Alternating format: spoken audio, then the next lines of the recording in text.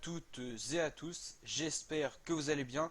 Aujourd'hui pour cette nouvelle vidéo, on se retrouve pour une nouvelle vidéo pour parler un petit peu d'écologie et de transition énergétique. Et on va parler aujourd'hui dans cette vidéo d'énergie renouvelable.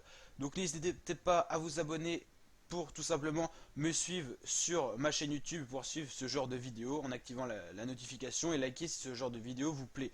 Donc aujourd'hui on va parler d'énergie renouvelable, on va citer un petit peu toutes les énergies, on va expliquer un petit peu le fonctionnement. On va commencer par les panneaux solaires.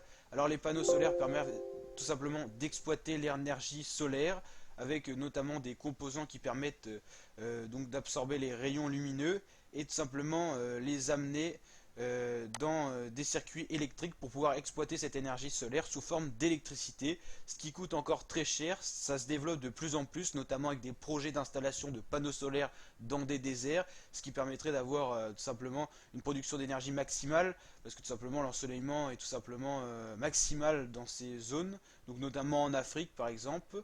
Alors les panneaux photovoltaïques permettent de donc, transcrire l'énergie lumineuse en courant électrique continu. Après on utilise un ondulateur.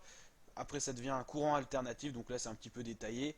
Et après on peut l'utiliser notamment pour les logements.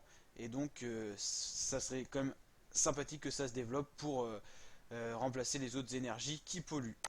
Il y a aussi les éoliennes, donc là c'est par rapport à l'énergie du vent. Alors ça peut être soit sur la terre ferme, soit sur l'eau avec les éoliennes offshore qui permettent notamment d'exploiter du vent qui est plus présent notamment sur les océans. Alors pareil, il y a des inconvénients comme les panneaux solaires, mais c'est quand même beaucoup mieux que les autres énergies telles que le nucléaire ou encore le pétrole, tout ça. Donc c'est des énergies 100% renouvelables. Il y a également l'énergie hydraulique qui est pas mal utilisée notamment dans les barrages. Ça permet de transformer une force faite par l'eau en énergie notamment électrique. Ça permet notamment de se substituer aux autres énergies qui polluent. Et donc c'est pas mal aussi d'exploiter ce genre d'énergie. Mais c'est quand même assez restreint parce qu'il n'y a pas non plus une grosse force exploitée par l'eau à beaucoup d'endroits. Mais c'est quand même pas mal exploité. Et c'est une des énergies qui marche le mieux, notamment dans les énergies renouvelables. La géothermie, peut-être la plus puissante quasiment de toutes les énergies dont on a parlé, la force de la chaleur qui vient du sol, notamment des volcans tels qu'en Islande où on peut exploiter cette force avec tout simplement des sources de chaleur qui arrivent du sol de la planète Terre tout simplement, avec notamment des endroits qui peuvent exploiter cette force géothermique. Alors il y a différentes forces selon les régions. Et ça permet de chauffer l'eau, ça permet aussi de chauffer sa maison par rapport à l'énergie puisée dans le sol, notamment par un chauffage au sol, et donc ça permet une énergie infinie, et c'est vraiment pas mal pour remplacer notamment l'énergie nucléaire qui sert notamment à fabriquer l'électricité, ainsi de suite, et là la géothermie permet de fabriquer de l'énergie à l'infini.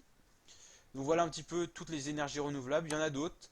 Il y a la biomasse. Donc là, la biomasse, ça marche simplement avec de la matière organique, par exemple des végétaux, des micro-algues, notamment des bactéries, notamment la décomposition des animaux, tout ça. Il suffit de faire brûler tout simplement tout ça pour fabriquer de l'énergie et possiblement l'exploiter. Ça reste encore compliqué, mais on peut l'exploiter pour le chauffage urbain, notamment en Suède où c'est pas mal développé. C'est un bon exemple. Notamment parce que c'est un pays froid qui a besoin pas mal de chauffage pour ses habitants.